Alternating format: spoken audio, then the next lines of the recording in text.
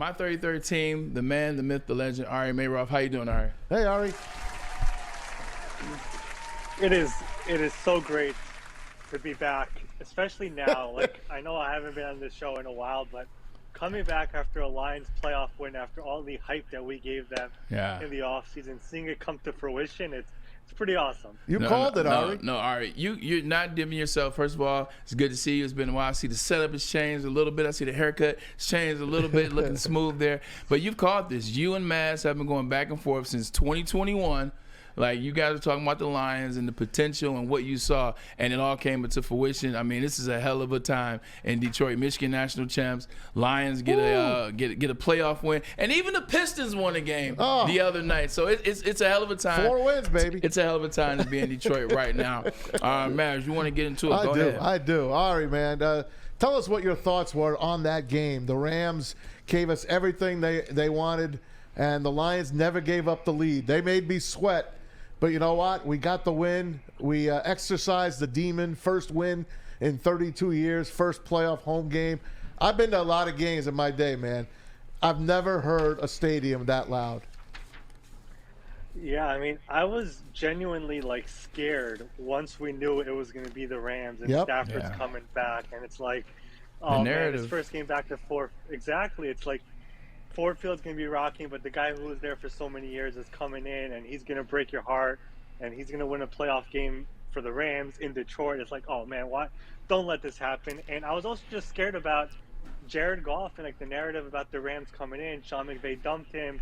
When I saw everyone chanting Jared Goff's name before the game, I was like, this is so much pressure on the guy. I feel so bad. Is it going to get to him?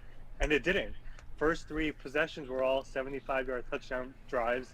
He didn't look scared at all. He looked like a man who was on a mission, and they never gave up. And they're playing a Dan Campbell style of football right now, aggressive, all gas. They're not going to stop, and it's really, really exciting. And the facts are, you're back home again this week. Despite everything that happened a month ago against Dallas, we're back home, and it all worked out in the end. So it's a really cool story that's unfolding. It's crazy. That's how the playoffs are. It seems like the stories never stop because the next guy coming in this week is a guy that, he almost didn't have a job, when the season started. Talking about Baker Mayfield. He's a guy that could have been considered a cancer to a certain extent. But now here he is, and he is rocking and rolling. It's not going to be an easy game for the Detroit Lions, especially with that secondary giving up over 1,500 yards passing in the last 4 games. Talk about that secondary going against this Baker Mayfield and their wide receivers. Baker is such a cool story because, first of all, this game is 2 former number 1 overall picks who are not on the team that drafted them. So it's like the fact that you're able to bounce back from that is awesome. But Baker and the Bucs as a team is cool because he was on 3 teams last year. It was Browns, Panthers, Rams. Nobody felt like he was a franchise guy anymore. And now you're replacing the greatest of all time in Tom Brady. And you step right in and you're getting this team into the playoffs. Who could have thought that? And this is a team that had $80 million in dead money this year. Tom Brady's on their cap this year for $35 million on the team, but they're still winning, and they're still winning a division, and they won a playoff game. So it's a really cool story, but it's really both these secondaries. There have been issues for both of them for a number of weeks, and we've seen it been leaky at times for both of them. So I think both these offensive coordinators for Ben Johnson in Detroit, Dave Canales is in Tampa Bay, 2 really, really young guys who are head coaching candidates in this cycle, are going to look at throughout this entire year and really design and scheme up plays where we can get our receivers open, because both these teams have such good weapons. We saw in Tampa Bay with Mike Evans and Chris Godwin and their tight end, Cade Otton. I know he had a couple of drops, but he's a really talented player.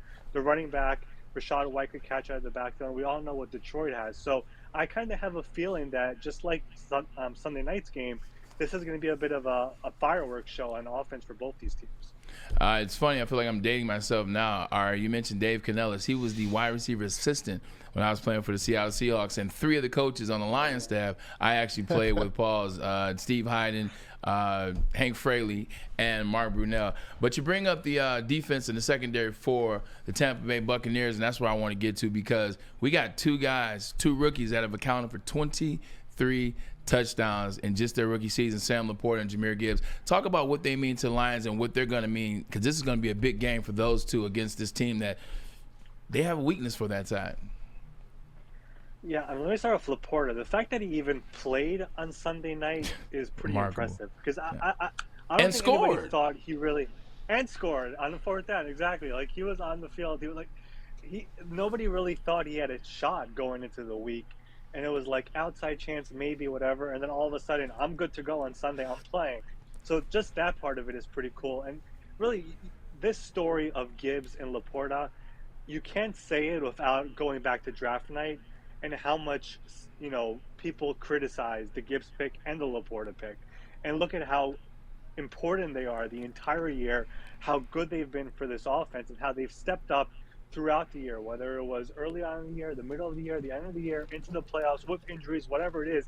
They have stepped up and they are not playing as if they are rookies. And it's gotten to a point where Dan Campbell and Ben Johnson rely on them as if they are seasoned veterans. And that's so impressive for rookies who, again, many people, whether it's the draft community or other teams or front offices, who are like, you're drafting a running back, you're drafting a tight end when there's Michael Mayer on the board. Like, what are you doing? Yeah. And Yeah. again, it all goes back to Brad Holmes, who is a talent evaluator at heart. He knows what he saw. He knew these guys are made for this team, and they've proven it every single week this season and into the playoffs. And I have a good feeling they'll do it again come on Sunday when they play the Buccaneers. Hope you're right, Ari. They beat him in Week 6, 20-6, and Yeah, they they were did. without a few of their guys. Jameer Gibbs was out. One of their offensive linemen, a couple of them was down as well, and then David Montgomery hurt his rib in that game. But up steps other guys. Josh Reynolds, Craig Reynolds comes in. Yeah. He springs a block for Amon-Ra St. Brown. J-Mo. J-Mo with a great block on Amon-Ra St. Brown. Talk about the Saint for me. What's your take on Amon-Ra St. Brown? Well, Amon has, I don't know if you guys know, his podcast is on It's our on the network. show, yeah. Yes. It's on the 3013. Yeah, so he does it with us, and he has been a joy to work with this entire year. He's a really funny guy. He knows how to, pinch a little bit to his guests and whatever. It's pretty funny, and he's awesome. And like he is meant for that team. He's meant for that culture. He's all in all the time. Like even I don't know the full story with his hair and why he's gone blue, but like it just shows how committed he is to the Detroit Lions and everything. And like he is. First of all, he'll get paid this offseason. He's going to be one of the first guys once the season is over. He's going to get paid some really, really big money. But he is exactly the type of player Dan Campbell looks for because he does everything. It's he could catch, he could block if you want him to, and he's a leader as well. He's turned into a vocal guy for that team. You see it sometimes on the sideline, but especially in the locker room with the guys over there. And the stories that he tells over whenever he's on the podcast with his brother and the guests that he's had on. He's had Jameer on. He's had Laporta on. I know they've been trying to get some of the coaches on eventually, and I'm sure they'll have great stories as well. He has become a vocal leader for that team, and he's not, rah-rah, and he's not like, get me the ball or else like we see sometimes with receivers. He's just all about winning. That's all that matters to him, and he proves it every single week, and he is the perfect example of what the Lions are looking for and what Brad Holmes looks to draft. And he still has that chip on his shoulder for being, I think it was the 22nd receiver taken in his draft, fourth or round, something like that. Yeah, he holds that every single day. He keeps that in mind. And I looked through it. In that draft class, there's really big names. No receiver has more catches than Amon-Ra St. Brown, and he is second in yards and I think second in touchdowns. So he's lived up to everything that he said he will be, even though many, many teams passed on it.